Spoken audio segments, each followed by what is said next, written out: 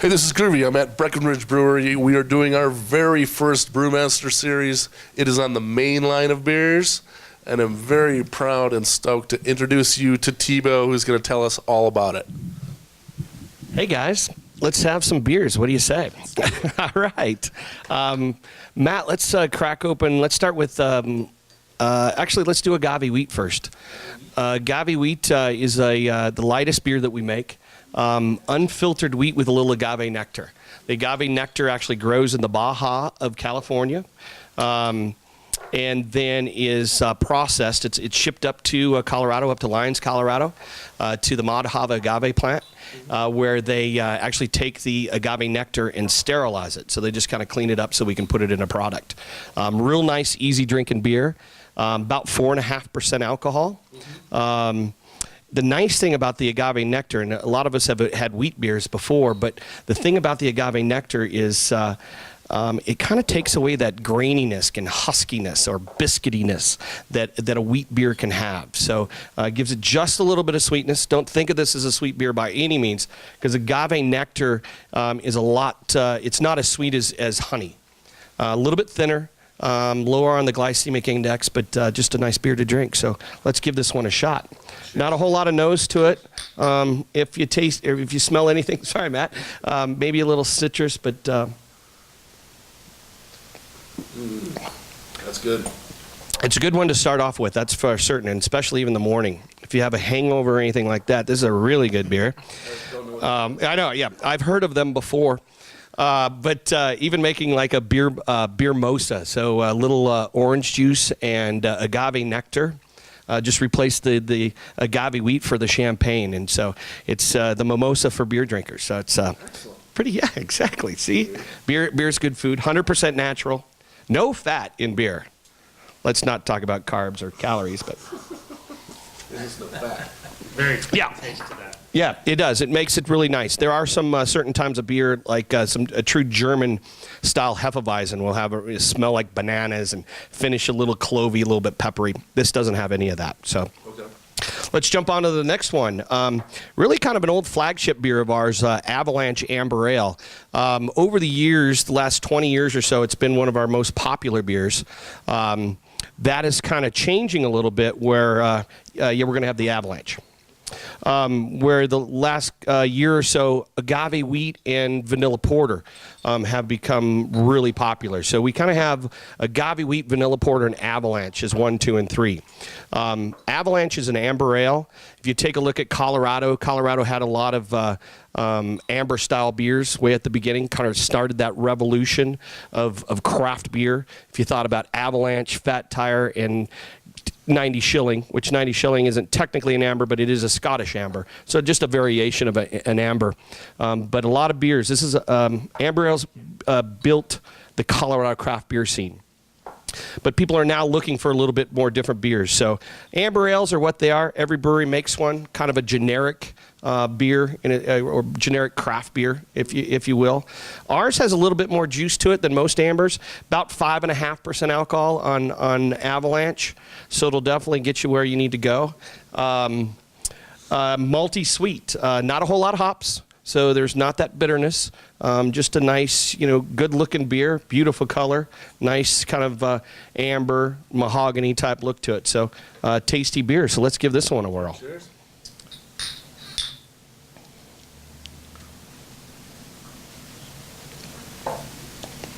It's really the beer that's kind of built this brewery. It's the first beer that we brewed out of the brewery. It really is. Yeah, Matt's talking about how this beer really built the brewery, and it is. There was a time that probably my paycheck was 95% Avalanche and a little corner of everything else. But it has definitely taken us to a lot of great places from the beginning, starting at our original brew pub in Breckenridge in 1990. So our founder, this is one of the beers our founder used to brew. Back in 1988, he actually developed this beer homebrewing. So this was his homebrew beer. This beer and oatmeal stout, which we'll get to in just a minute. But let's have the Lucky You IPA. We'll give that one a shot. I love Avalanche, by the way. My bar tab actually paid for you. And I appreciate that. Your bar tab bought these shoes and a hat and my shirt. I almost said underwear, but I didn't. But yeah, I'm thinking so. I know it's getting creepy, isn't it? We're already loaded after 2 samples of beer. Lucky You IPA, we start to introduce some hops to beer. Bitterness in beer is not a bad thing. Think of hops as just kind of the spice in beer. It's what's going to actually preserve beer. Hops were first used in beers as a natural preservative. About 6.7% alcohol in this beer, so yeah, as you can see, we're kind of climbing a little bit. This is as high as we'll hit today with this lineup of beers. A great thing about this beer, especially for the city of Denver, this beer was named after a beer that the old Tivoli Brewery used to produce. They used to make a beer called Lucky You Denver Special Bitter. And we named it after that, and we created a foundation called the Tivoli Building Foundation, which is the old Tivoli Brewery is being used as a student center on Auraria campus. We're not sustaining the student center, but what we're trying to do is keep that building as an old brewery still standing. So 5% of the sale of this beer goes into that fund to just keep that building standing and a little bit of the old tradition. I do have a goal one day to hopefully put in a brewing museum in the old Tivoli Brewery, so it could be really cool. And what better place than what is called the Napa Valley of craft beer, or as like our Brewers Guild, the Colorado Brewers Guild likes to call the state of craft beer. So. And it's very nice to know that Breckenridge is dealing with the community as well as donating to very specific funds. Thank you. Yeah, it is nice, and that's a big part of not just us, but any craft brewers. A lot of craft breweries. We live in these communities. We are part of the communities. Heck, everybody in the craft brewing industry really is just a burnout old hippie that can't. It really isn't employable anywhere else. So we just. And we don't like to pay for beer, so we make our own. Is that a bad thing? I call it pretty dang smart. So anyway, so we're going to taste a little bit of hops. That'll be the bitterness in this beer, but followed by a little bit of malt to kind of balance things out. And that malt is going to be the sweetness just on the end. So cheers to the old Tivoli Brewery.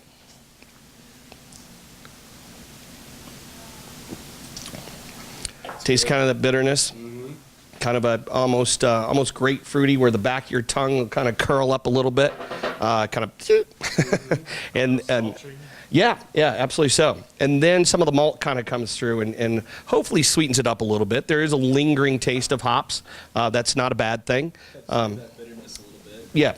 And so does the alcohol. The alcohol will also, the hops will hit your tongue and kind of linger there, the alpha acids, but then the alcohol will kind of wash that off your tongue. So any high alcohol hoppy beers will actually do that. If the hops are lingering on your tongue, probably the alcohol content isn't high enough. Is that possible?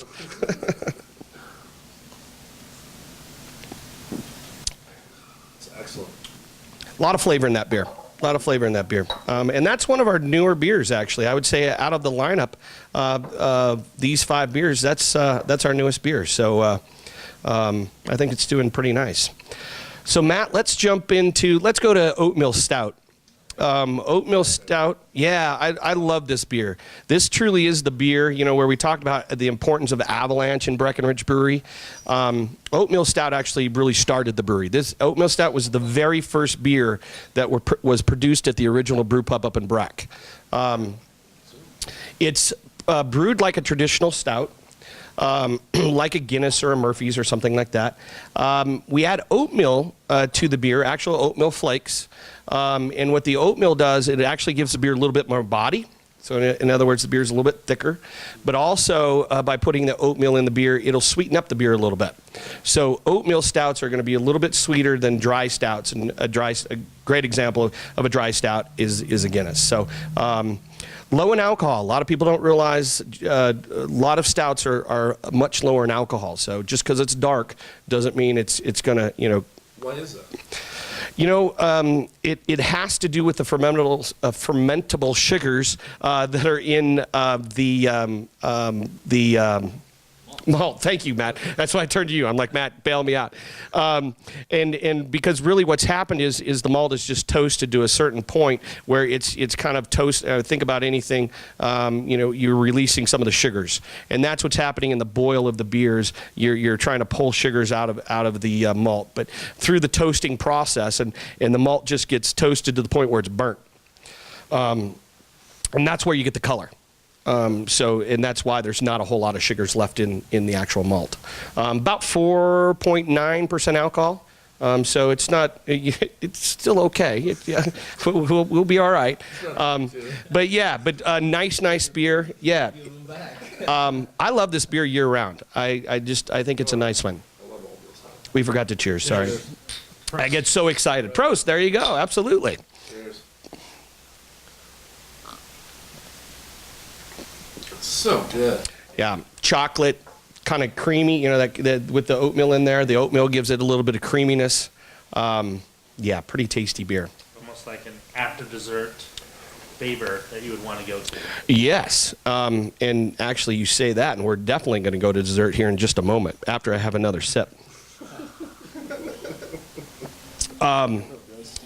Yeah, wonderful roasted malts, kind of even more, maybe even more dark chocolate. Coffee, a good cup of coffee. Yeah, that's such a good beer. Okay, let's try the very last one. And you talk about desserts. Vanilla porter. Big, robust porter, finished with a little bourbon-based vanilla extract. I just had to have one more of those. So anyway, vanilla porter, again, it's going to be a pretty dark beer, about 4.7% alcohol, so a little bit lower than oatmeal stout. It won't have that body or mouthfeel that the oatmeal stout has. It'll be a little bit thinner because it is a porter. But again, a lot of the chocolate will still come through. And then also that vanilla, and instead of and I say a bourbon-based vanilla extract because a lot of extracts are made with more of a grain alcohol, type of base, a clear alcohol base. But this one, it actually imparts a little bit of, if you think of bourbon, obviously a little bit more of the caramelness and all that kind of stuff. So really, the vanilla will just enhance all of that. To me, this beer almost tastes like a cream soda. Really? And even if you take a look at the color, I mean, yeah, it's a pretty dark beer. If you really hold it up to a light, you're going to see a real, just a dark mahogany. You can almost start to see through it. But try it. And I'm not trying to put ideas in your head, but to me, I just taste cream soda.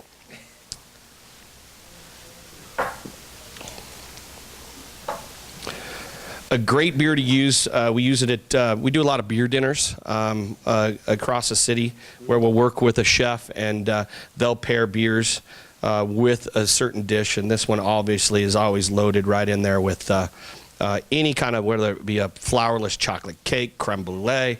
I mean, think of all the really good desserts, and vanilla porter fits in perfectly. So, yeah, just a nice beer. Very smooth. Mm-hmm. Especially when you take a look at the color, you think, oh, but it's one of those things. Just don't look at it. Let your mouth decide what's going to happen, not your eyes. So, this beer truly is our throughout out of the brewery, our nationwide. This is our #1 selling beer. Really? Colorado agave wheat still leads the pack.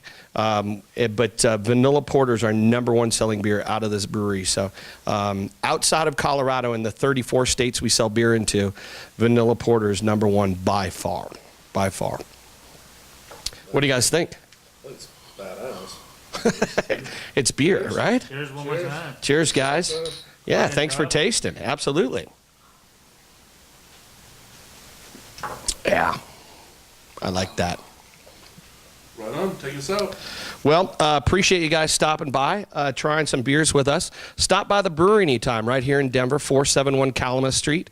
We have a great little tasting room, a little barbecue joint that Stu runs for us.